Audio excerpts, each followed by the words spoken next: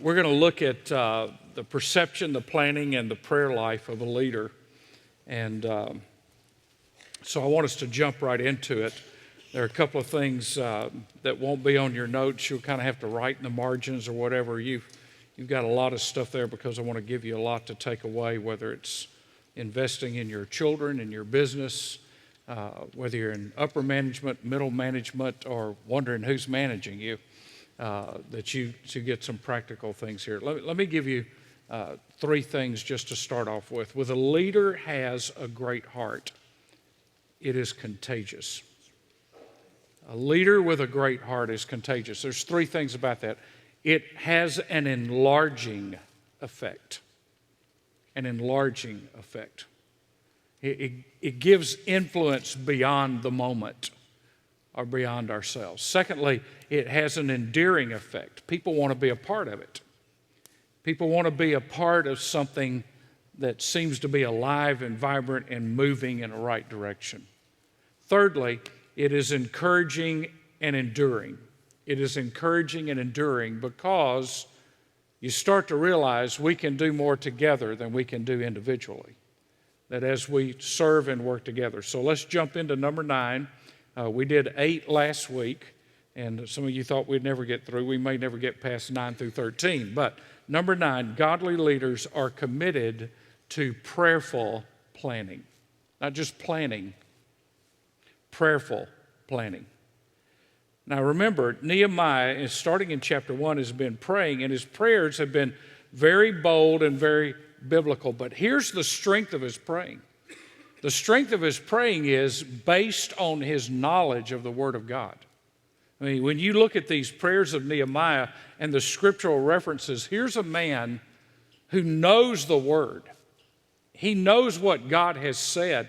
And so the strength of his praying is how well he knew the promises of God, and the secret was standing on those promises. God, this is what your Word says.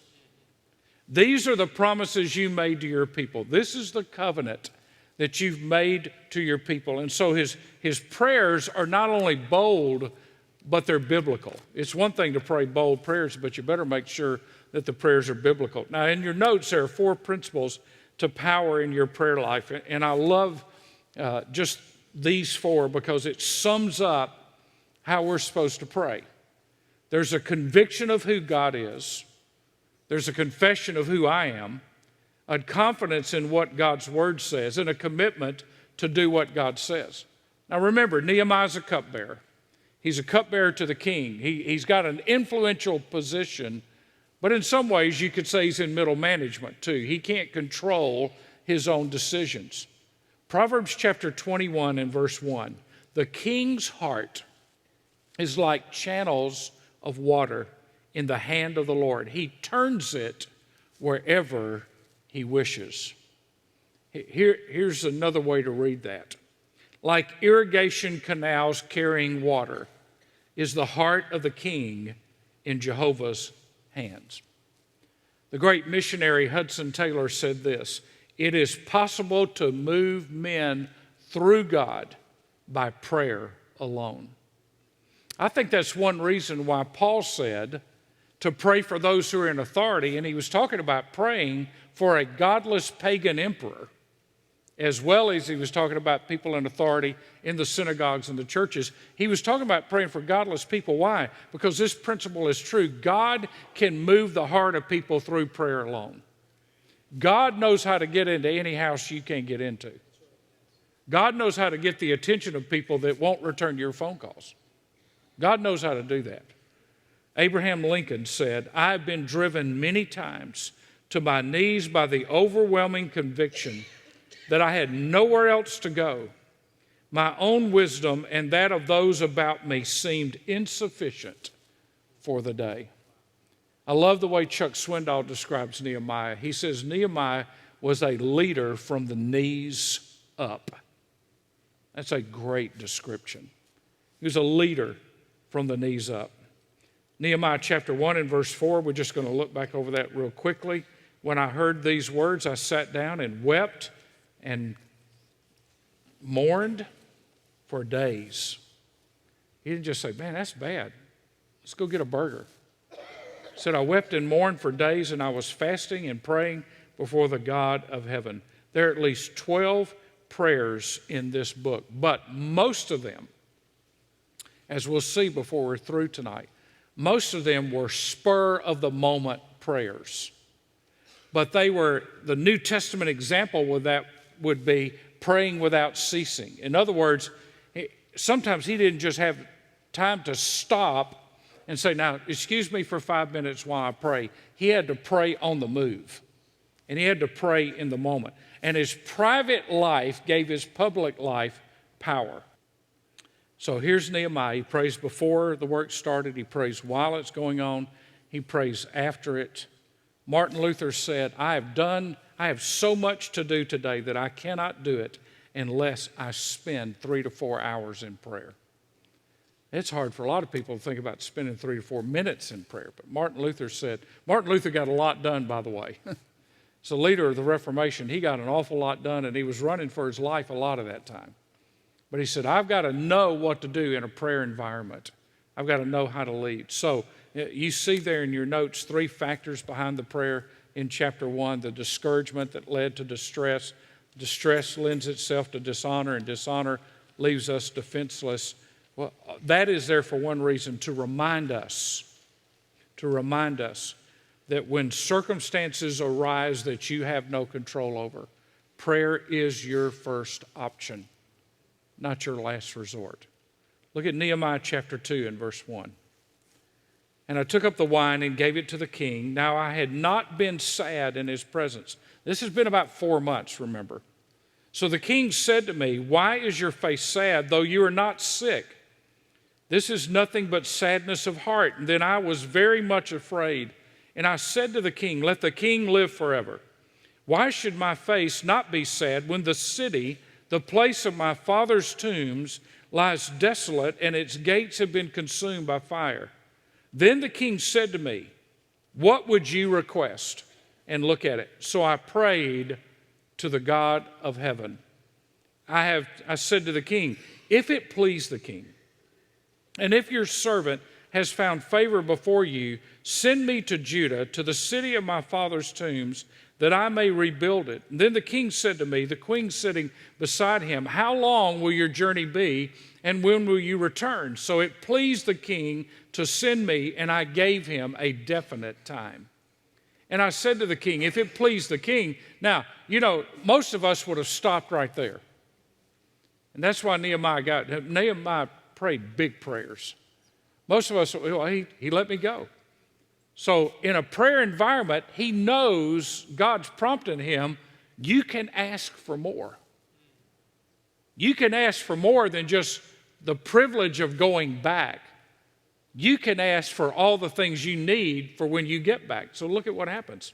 He says, if it please the king, let letters be given me for the governors of the provinces beyond the river, that they may allow me to pass through until I come to Judah. He needed a passport, a valid passport, and a letter to Asaph, the keeper of the king's forest, that he may give me timber to make beams. So I need some of your forest, king. I need some of what you were going to make money off of. I need some of that, which is by the temple. I make for gates in the fortress, which is by the temple, for the wall of the city, and for the house to which I will go. And the king granted them to me because the good hand of my God was on me. In your notes, it says what Trumbull said. Great quote.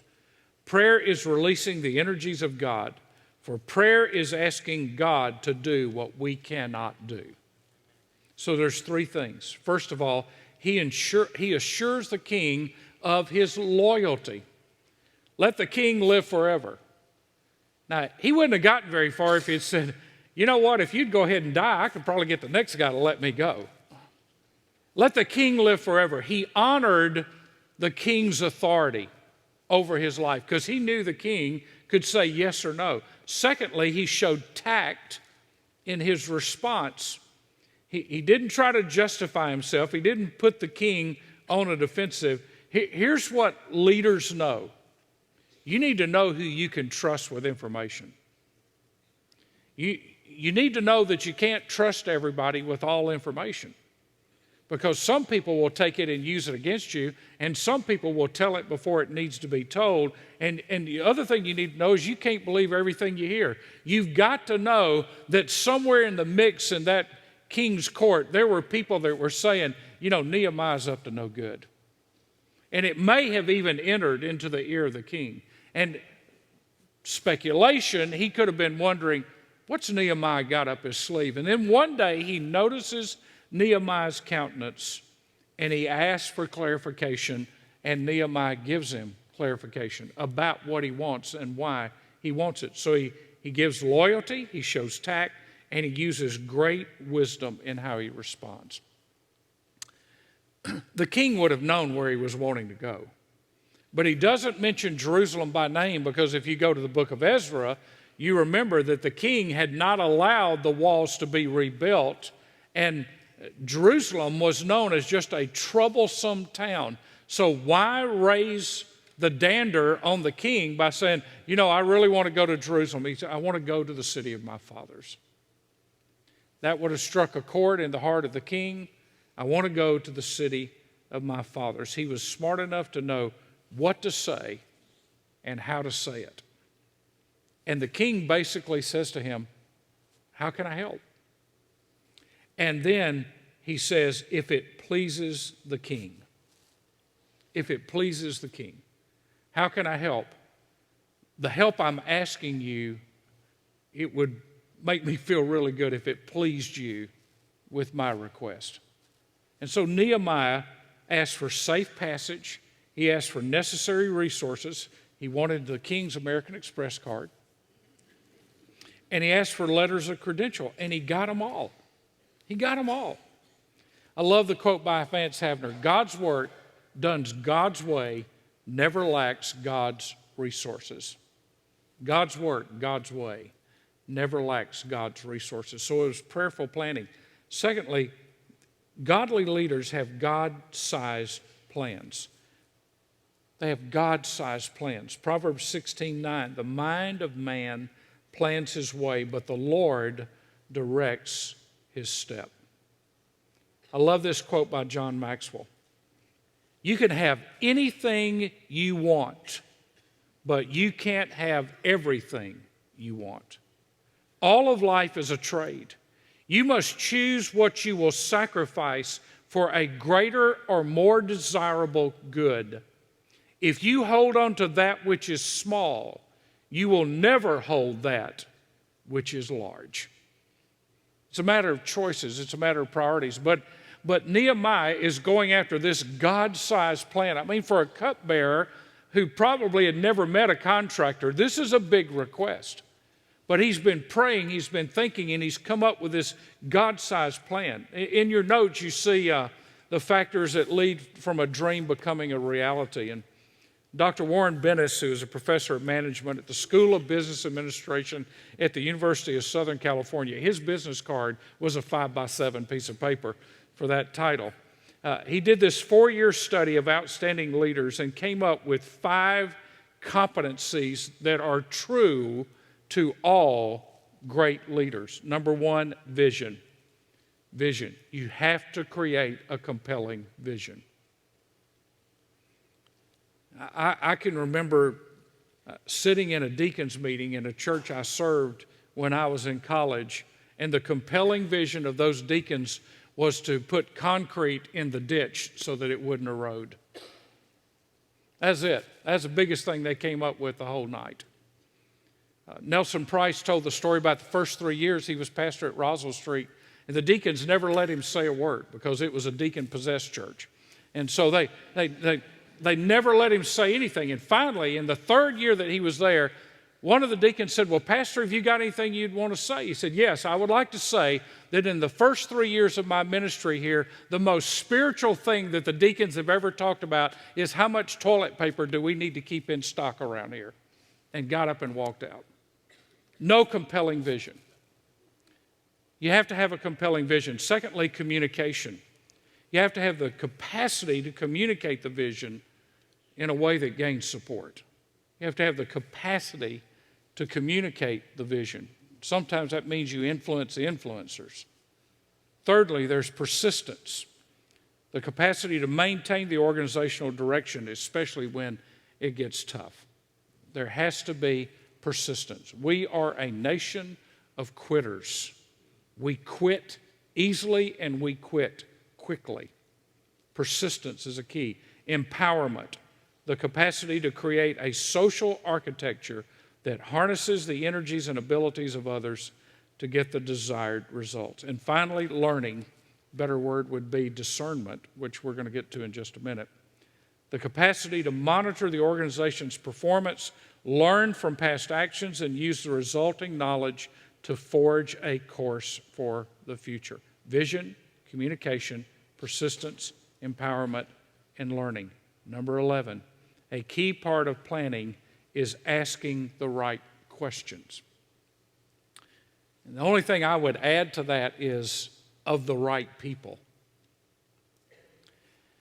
If you're going to be a leader, you don't go ask everybody what they think.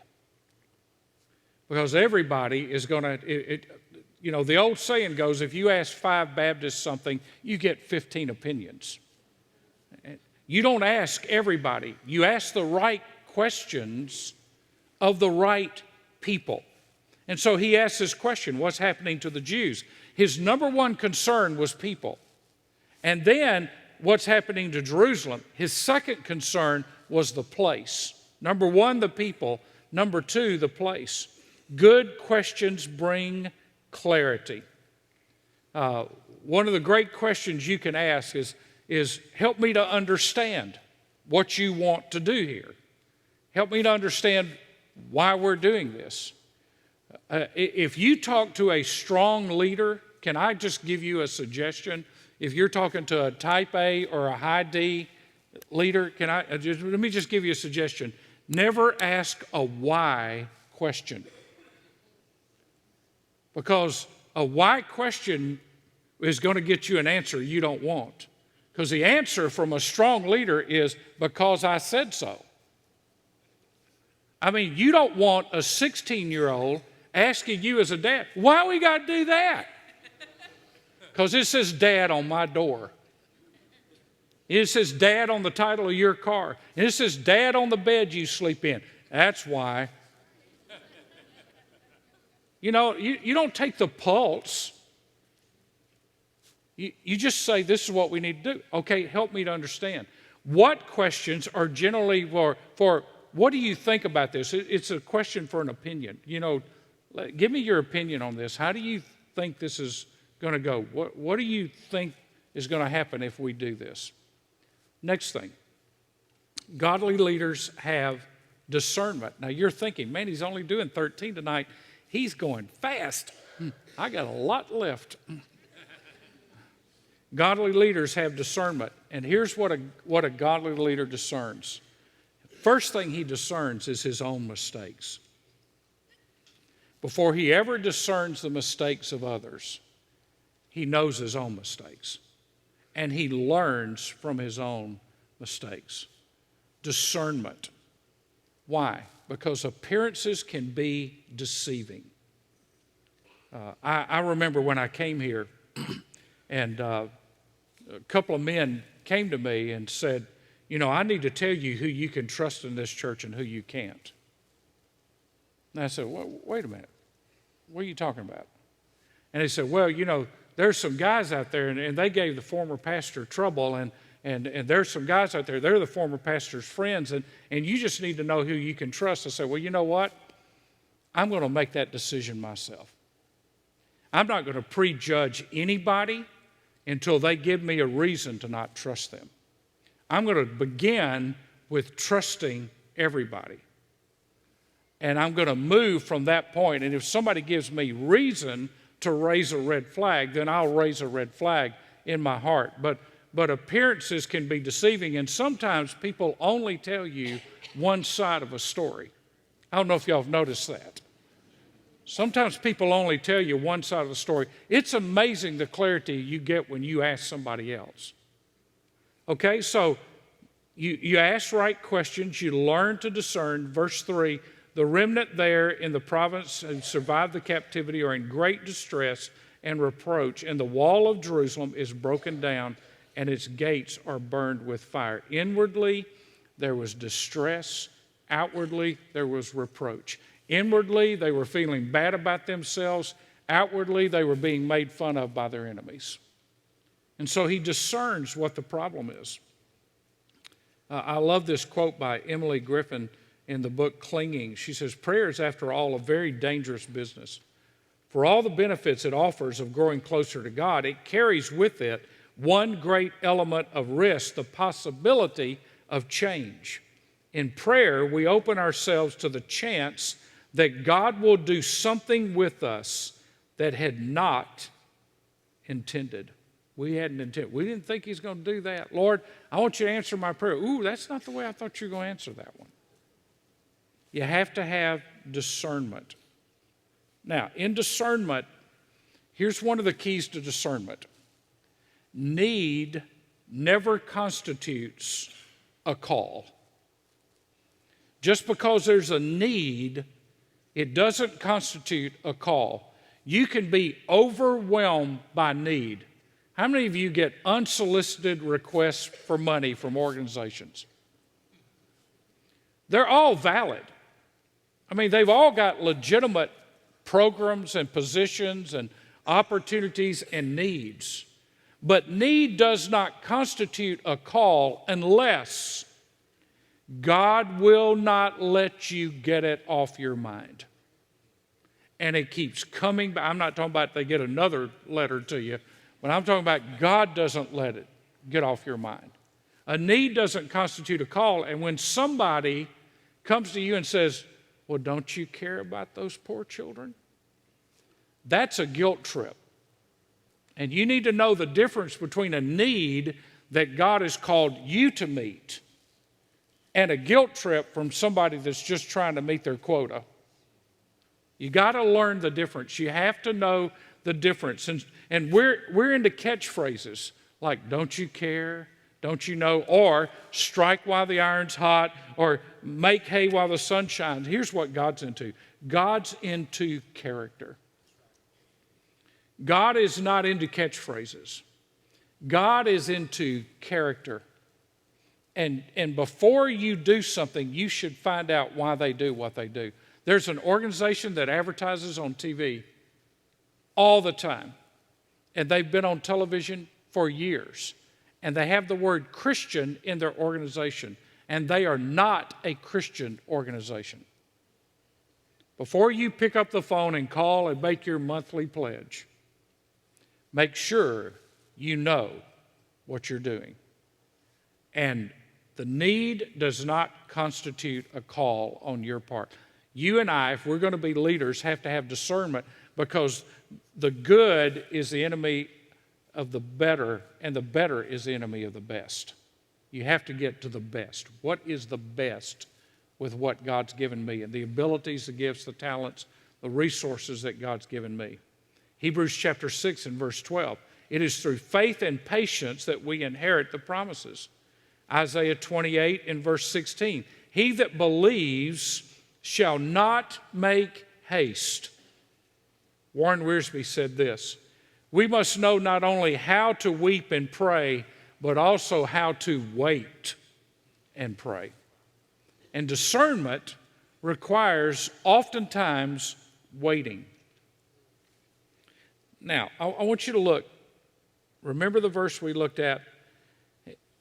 He asks the king and he prays. He's been praying since chapter 1, grant thy servant success. So if he doesn't handle this right, he's not going to lose his job, he's going to lose his head. Because he's asking the king, hey, can I quit working for you for a while and go do this? So he could lose his head by making this request. It could seem disloyal.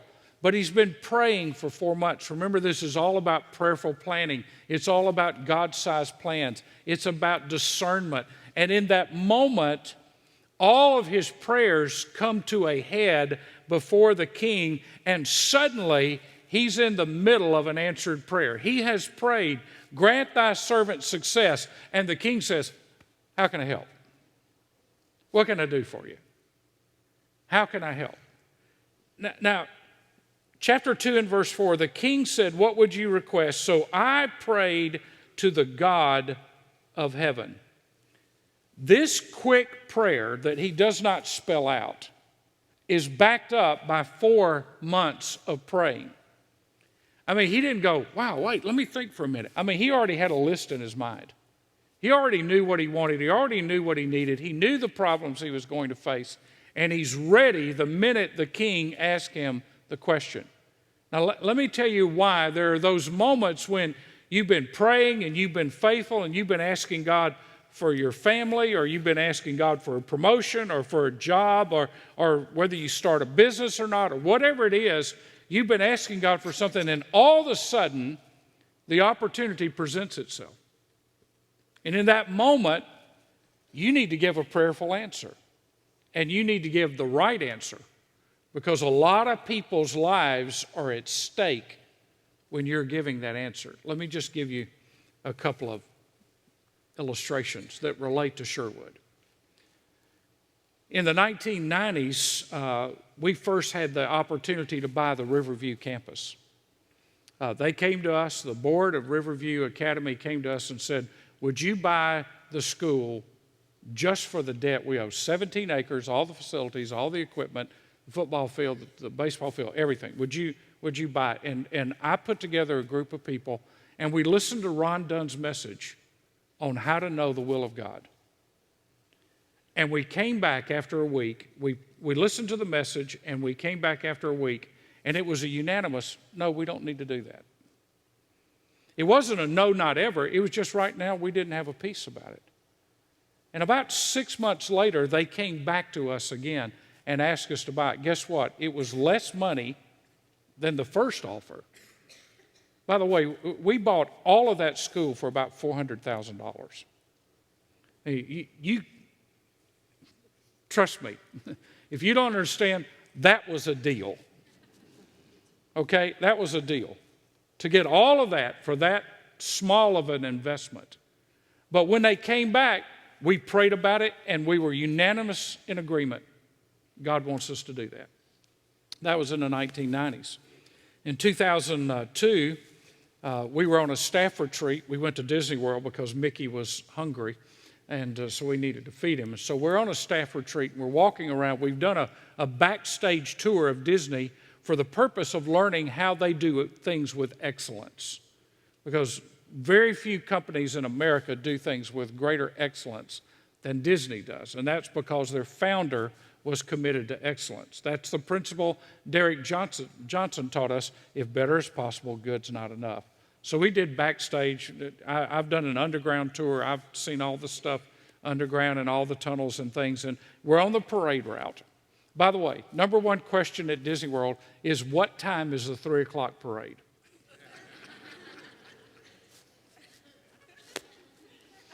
A lot of people have more money than sense. What time's the 3 o'clock parade? You know what the answer is, don't you? Where are you going to be in the park? Because the 3 o'clock parade starts at the parade entrance in Frontierland and comes out and goes down the street. It gets to Main Street at about 3:12 or 3:13. So we're on the parade route, and I've been talking to staff members along the way, just asking the question, you know, where do you see yourself in 3 to 5 years? What's your vision? What's your passion? What do you want to do with your life? And so, you know, John Hempkin and I are walking along, and he says, you know, it's Alex's turn. So I go, and Alex and I lean up against the fence, and I say, Alex, what do you want to do with your life in the next 3 to 5 years? And he said, well, I'd really like to make Christian movies, but I don't think a church would ever let me be on staff and do that. Now, in that moment, I had to give an answer that could either squelch or put water on a vision or put fire on it. And so I said, well, why not? You see, if I hadn't done that in a prayed up environment, if I hadn't done that in the context of a praying church, my first response would have been, well, of course a church wouldn't let you make a movie. What are you thinking? We're in Albany, Georgia, dude. What's wrong with you? But I said, why not? I said, bring me a budget and bring me a script. We made Flywheel $20,000, I think, Flywheel has sold over 700,000 units around the world. That was a wise decision. Made me look better than I am because I could have said no. But in a praying church, this is why it's so important for us to be a praying church. In a praying church, God allowed my heart to be open to an idea that was way, way, way outside the box. So in 2002, that happened. In 2004, we're doing a prayer ride, a hayride prayer ride around the land that we had purchased, 40 acres that we had purchased, which is now Legacy Park. And we had this sign up that said Sherwood Sports Complex 2004, and I'm on a pray ride. We got a tractor, and we got people sitting on bales of hay, and we walk around saying, this is where our 2 soccer fields are going to be, and this is where this is going to be. And all the time, that morning, while we have had all these plans out and everything else, Jim has come to me and said, I think we can get another 40 acres. And I'm riding by a barbed wire fence, casting a vision too small because I know God's about to give us double what we have.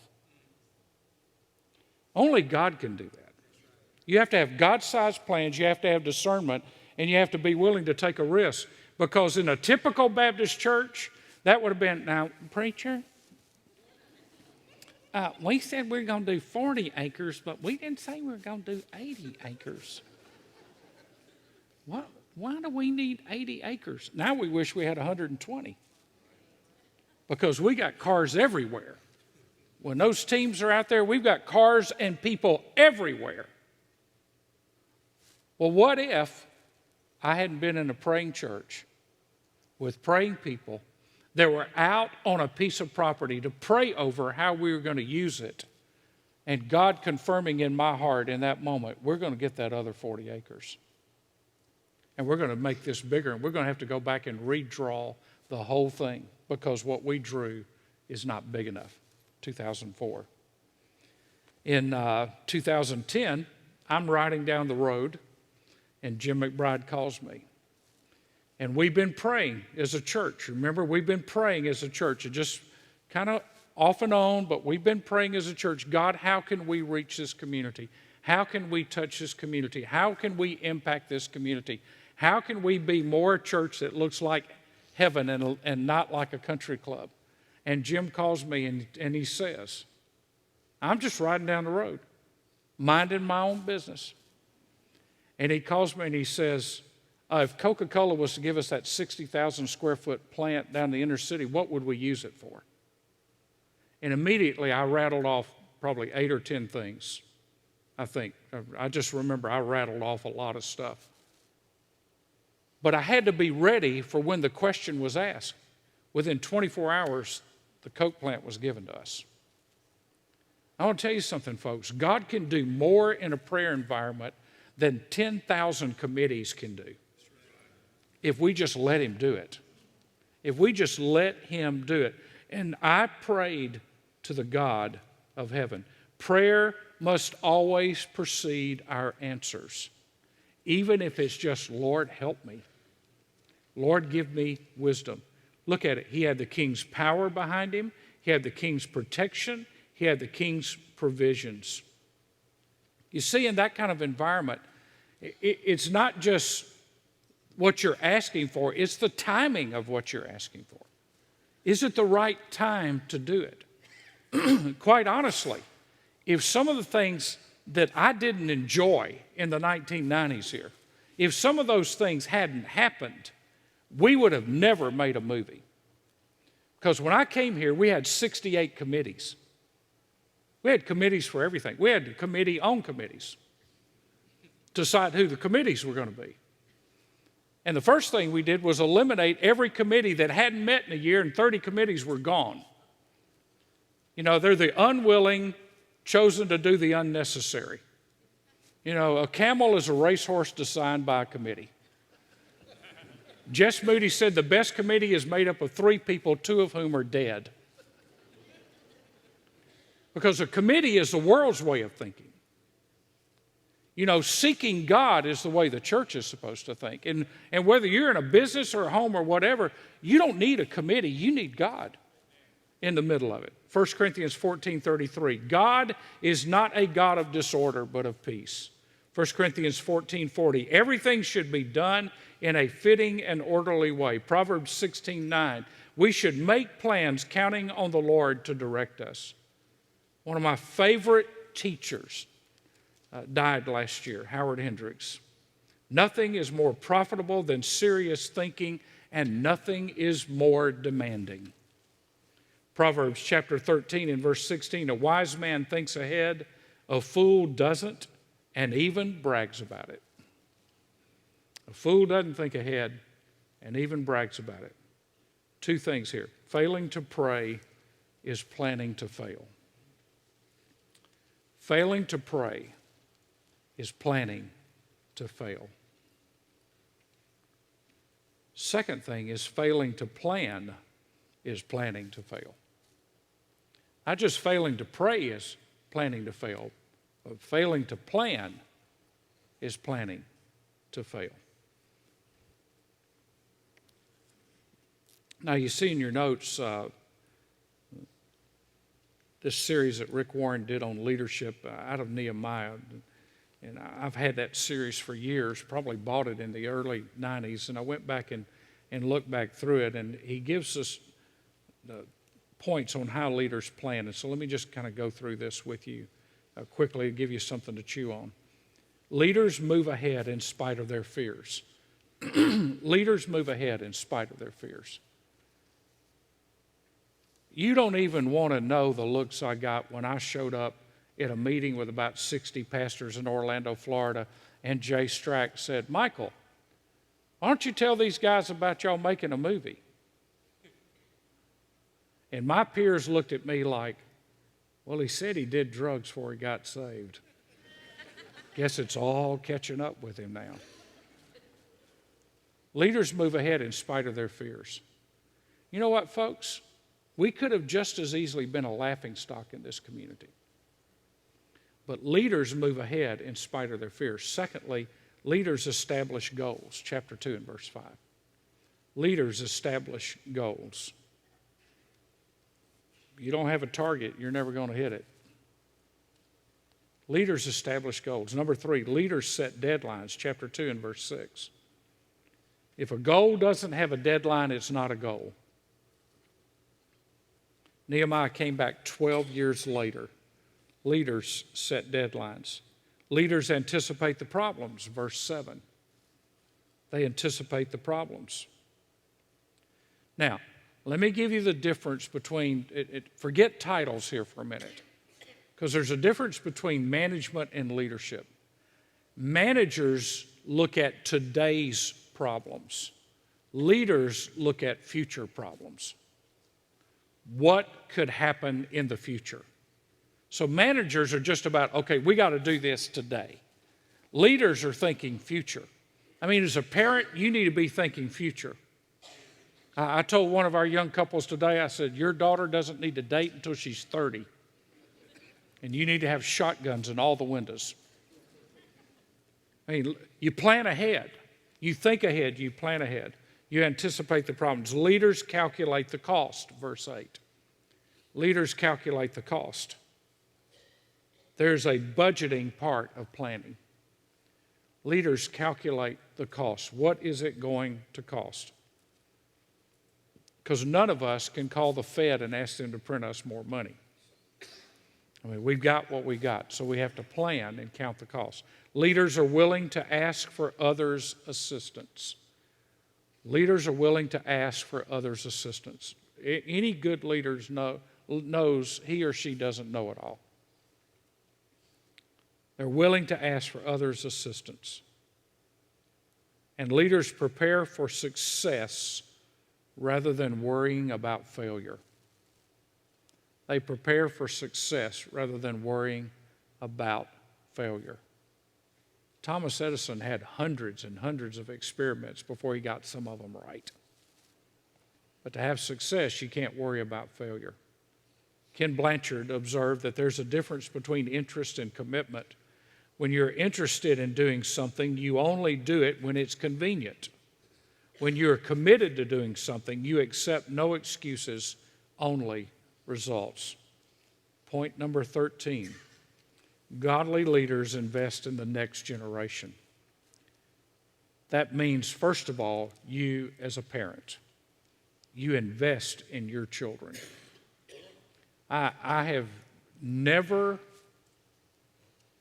wasted a penny.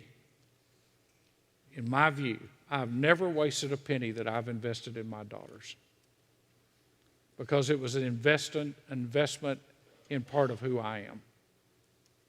You invest in the next generation. When I give to meet the need, I'm investing in kids that haven't been born yet, of parents that haven't even met yet. I'm investing in the future, in the next generation. Godly leaders invest in the next generation. You'll see in chapter 3 where Nehemiah starts naming all these people that worked on this project. I mean, he's invested in them. I love this quote by Dwight Eisenhower. In order for a man to be a leader, he must have followers. And to have followers, he must have their confidence. Hence, the supreme quality for a leader is unquestionable integrity. Without it, no real success is possible, no matter whether it is a section gang, a football field, in an army, or in an office. If a man's associates find him guilty of phoniness, if they find he lacks forthright integrity, he will fail. Turn to Nehemiah chapter 5. Nehemiah chapter 5 and verse 14. Nehemiah chapter 5 and verse 14. I want you to see what Nehemiah does here in investing. Because he's going to leave in 12 years. He gave a definite time. He's going to leave. These people are still going to be there. Nehemiah 5:14. Moreover, from the day that I was appointed to be their governor in the land of Judah, from the 20th year to the 32nd year of King Artaxerxes, for 12 years, neither I nor my kinsmen have eaten the governor's food allowance. But the former governors who were before me laid burdens on the people and took from them bread and wine besides 40 shekels of silver. Even their servants domineered the people. But I did not do so because of the fear of God.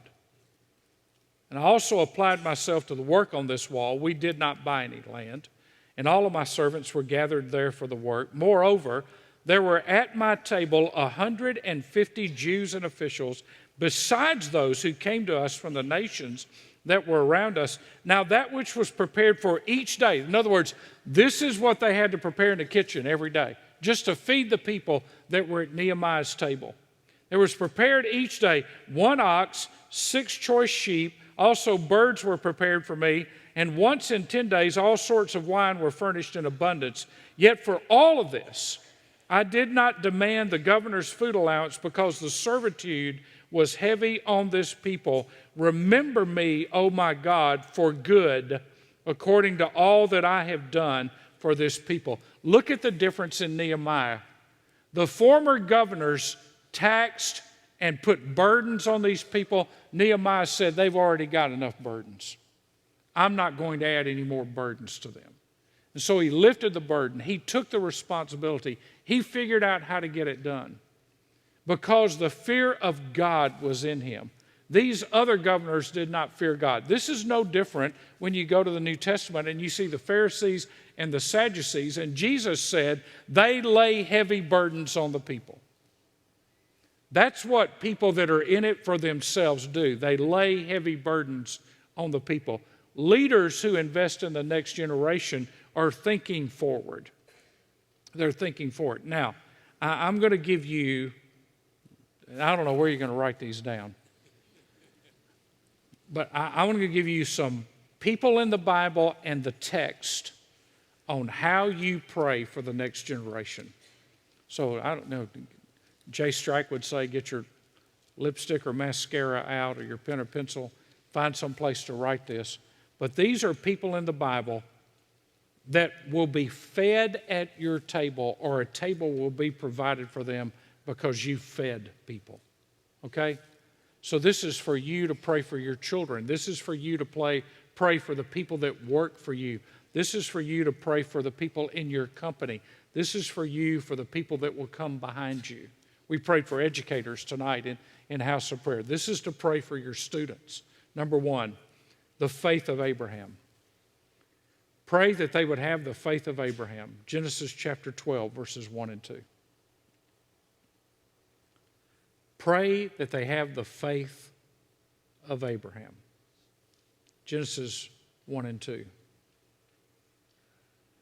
These are all qualities of Bible leaders, by the way. And we know them because of these qualities. So they're worthy qualities to pray for those that you love or pray for those that you're in authority over. Secondly, the leadership of Moses. The leadership of Moses, Exodus 32, verses 30 through 32. The leadership of Moses. I mean, you want to talk about a leader. I mean, that guy was leading 1.5 million Jews. It was like herding cats. I mean, you know, they all have their own opinion, their own ideas. You talk about a leader. He comes and shows up after 40 years and says, I'm here to deliver you. And they argued with him and murmured about it. Even his own family fought against him. The leadership of Moses, that they have that kind of humility and tenacity that Moses had. Number three, the courage and conviction of Daniel. Daniel chapter 6, the courage and conviction of Daniel. That they are bold in their convictions. Remember what Daniel did? Daniel went and prayed, threw open the windows so that they could see that he was praying. The people that were criticizing him for praying. There was a man with courage and convictions. He wasn't scared of a lion because he knew the Lion of Judah. So the courage and conviction of Daniel. Next, the heart of David, Psalm 51. And by that, I mean simply this. They have a quick, repenting heart. The heart of David. The wisdom of Solomon, 1 Kings chapter 3. The wisdom of Solomon, 1 Kings chapter 3, verses 7 through 9. This is a good one to pray in light of where our world is heading. The perseverance and integrity of Job. The perseverance and integrity of Job. Job chapter 2 and Job chapter 27. The perseverance and integrity of Job. You want those that you influence to persevere. You don't want them to be quitters. Next, the zeal of Paul, Acts chapter 20, verse 4. The zeal of Paul. Next, the faithfulness of Timothy, Philippians chapter 2 and verse 2. And 2 Timothy chapter 2 and verse 2. The faithfulness of Timothy. And the best one for last, the compassion of Jesus. Very easy to get jaded in this world. We need the compassion of Jesus. Matthew chapter 9. He was moved with compassion.